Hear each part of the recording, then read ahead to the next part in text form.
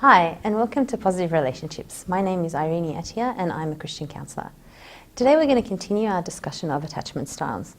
We've spoken about the fact that our attachment styles are actually formed in our childhood, and they develop as a product of our relationship with our primary caregiver, who for the most of us is usually our mother, or the person who's spent the majority of the time taking care of our basic needs as a child. Oftentimes, couples enter into a marriage with a secure attachment at the beginning, or what looks like secure attachments, because most people enter into a marriage with happy beginnings, where things are going quite smoothly. It's only when problems arise or the relationship faces difficulty that our attachment style starts to emerge. And it's out of those attachment styles that we then start to respond to our husband and wife in ways that were influenced by our childhood. We spoke about secure attachment as being the healthiest form of attachment there is, where we enter into a relationship believing that we're okay and that others are okay, that we are worthy of giving and receiving love, and others are capable and worthy of also giving and receiving love.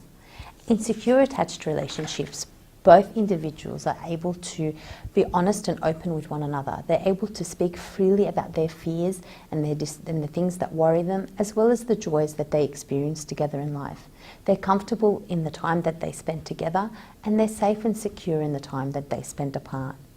We also spoke about ambivalent attachment and people with ambivalent attachment styles. And those are people who usually think poorly of themselves but well of others, where they believe that others are capable of giving love, but they're not necessarily worthy of receiving that love. So they can be clingy and they can be demanding of their husbands or wives to constantly be reassuring them of their emotional connection or the fact that they still love them and that they still care about them. They can often be very sensitive to rejection, taking the simplest things as a meaning that they're being rejected, where other people may not see them that way. Ambivalent attachment can also, though, be resolved, and it can be resolved through new experiences of secure attachment. So when a person with ambivalent attachment style enters into a marriage with someone who has a secure attachment, those new experiences and being dealt with empathically and lovingly can help them actually restore their attachment style and heal their attachment style and bring it back to a secure place. We also spoke about avoidant attachment, and people with avoidant attachment styles generally believe that they need to protect themselves. They grew up in an environment where they weren't wholeheartedly cared for, or their care was sporadic, sometimes on and sometimes off. So they've learned to distrust the world, and they've learned to hide their emotions in order to protect themselves. They haven't learned how to be open and honest and vulnerable in relationships.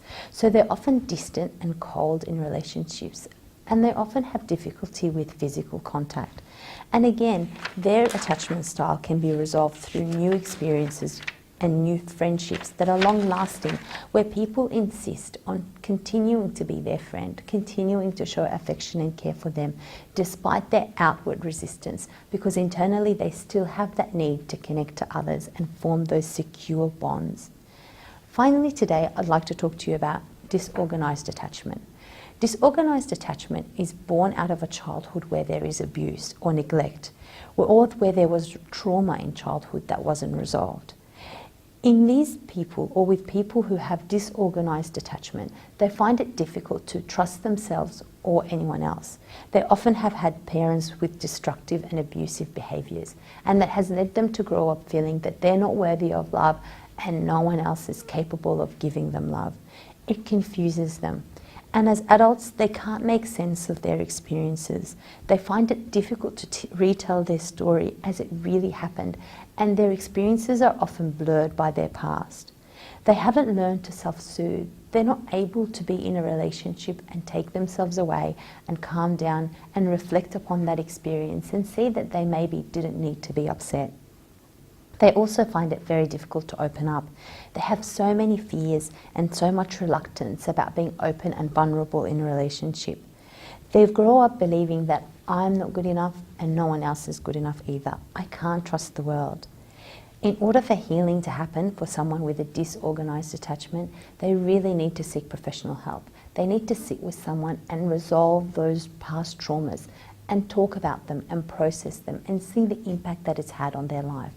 Again, oftentimes signs of disorganized attachment will surface after a person has entered into a marriage or after a person has been in a relationship for some time where there are problems. So if you recognize that these are things that you struggle with, it's imperative that you sit down with a professional and talk through them. Because once a person is able to have those new experiences and resolve those past traumas, they're then able to reconnect with their husband and wife and maintain that secure, healthy attachment in an adult relationship. Thank you for joining me today. I look forward to seeing you next time on our next episode of Positive Relationships.